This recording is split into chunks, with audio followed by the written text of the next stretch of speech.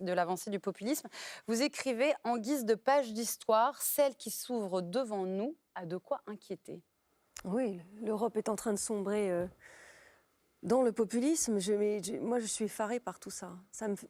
Et je suis d'accord avec vous, je ne sais pas comment répondre. Vous avez été sollicité, mais moi aussi, par une chaîne que je ne nommerai pas et qui a été évidemment condamnée à de multiples reprises, vous avez compris.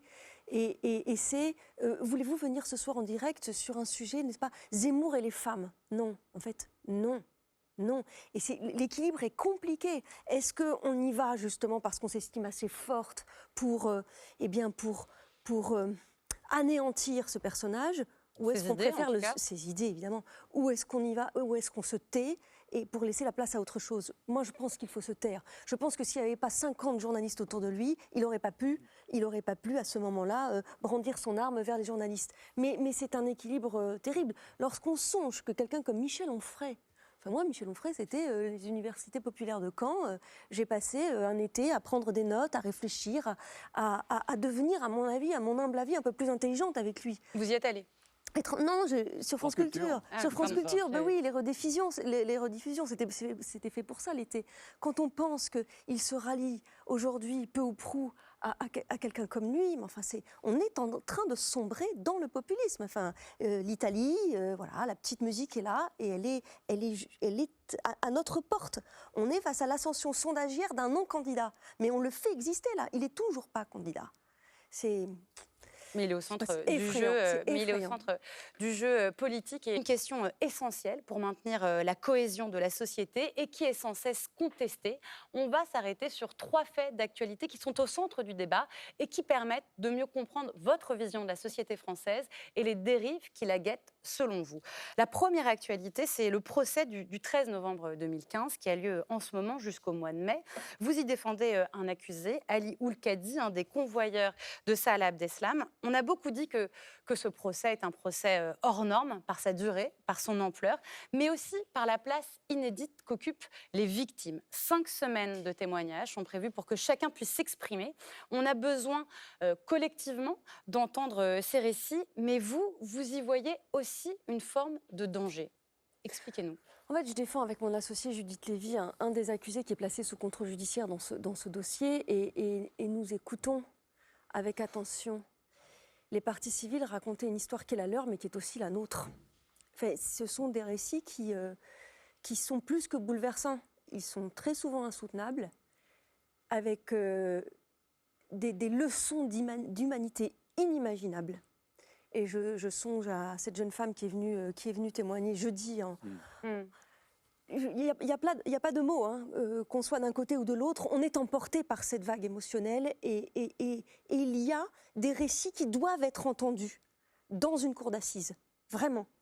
Mais parfois aussi, et c'est un équilibre très compliqué à trouver, parfois aussi, le procès pénal se transforme en cérémonie d'hommage.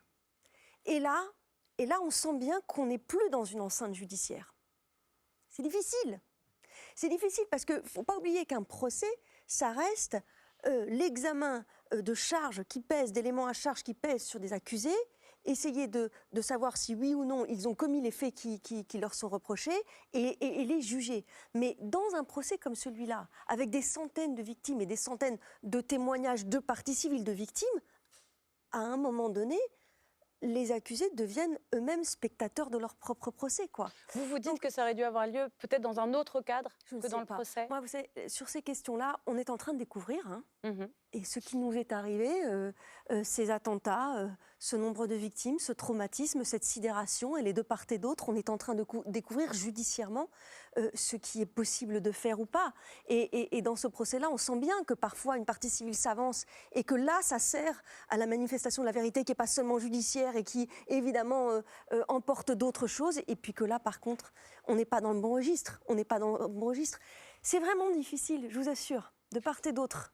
Dans ce procès, les victimes sont des victimes avant même le résultat du procès. En revanche, c'est une évolution lexicale qui peut vous agacer dans d'autres cas de figure, pas ce cas de figure-là, et qui vous choque, vous l'évoquez profondément dans votre livre.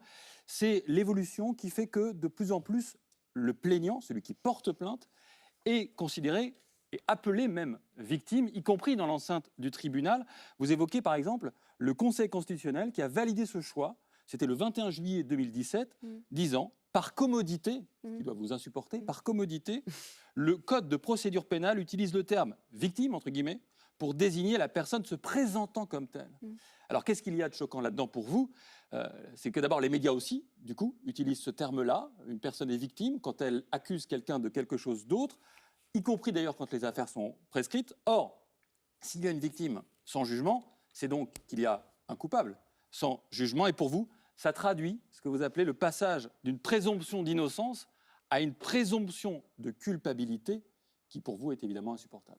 Non mais moi, on a bien vu, on a vu sur l'image tout à l'heure, j'ai pas toujours eu l'âge que j'ai aujourd'hui. J'ai commencé il y a plus de 20 ans. Et il y a plus de 20 ans, quand je plaidais devant le tribunal correctionnel pour des parties civiles, parce que je ne défends pas que des accusés, je défends aussi des parties civiles, je me souviens très bien, Monsieur le Président, la victime souhaiterait que soit posée une question. Là, pardon maître, la victime? C'est à vous d'en juger. Votre client sera victime quand le prévenu sera déclaré coupable. Pour l'instant, il est partie civile. Et on était repris. Aujourd'hui, c'est inimaginable. Mais moi, ça m'est arrivé plusieurs fois. La difficulté dans cette décision du Conseil constitutionnel, c'est ça ne porte pas atteinte à la présomption d'innocence parce qu'en appelant quelqu'un victime, on ne dit pas forcément que c'est l'accusé ou le prévenu qui a commis les faits. Mais c'est pas ça. Lorsqu'on nomme quelqu'un de victime, on dit que ce qu'il a... la charge de l'accusation, ce qu'il dénonce, c'est réellement passé. Donc c'est nécessairement un déséquilibre, c'est nécessairement une problématique. Et c'est vrai, je pense, qu'on aurait dû faire attention à ça et continuer à appeler plaignants et parties civiles ceux qui dénoncent des faits à la justice jusqu'à la déclaration de culpabilité du prévenu ou de l'accusé. C'est pas se défier de ce qui est dénoncé, c'est instaurer une belle distance entre l'institution judiciaire et le justiciable. Et là, il y a un glissement qui s'est effectué au fur et à mesure des années. Deuxième actualité, la commission sur l'inceste et les violences sexuelles faites aux